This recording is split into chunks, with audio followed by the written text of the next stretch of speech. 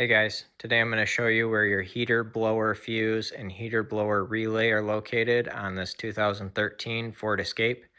If this video is helpful, can you smash that thumbs up button and leave a comment down below for the YouTube algorithm? Really helps out a lot. So these are under the hood, so we need to pop our hood.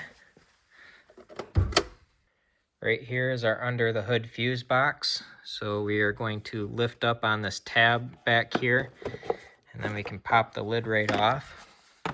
There's a diagram here that'll tell you which fuse number is which spot, but we're looking for F10, which is this 40 amp box fuse right here.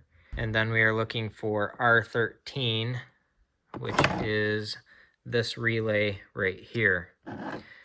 So we've got our 40 amp box fuse for our heater blower right here, and then our relay for our heater blower right here. I will have box fuses linked down below where you can get those online. But if this video is helpful, can you smash that thumbs up button and leave a comment down below for the YouTube algorithm? Really helps out a lot. Thank you for watching and have a good one.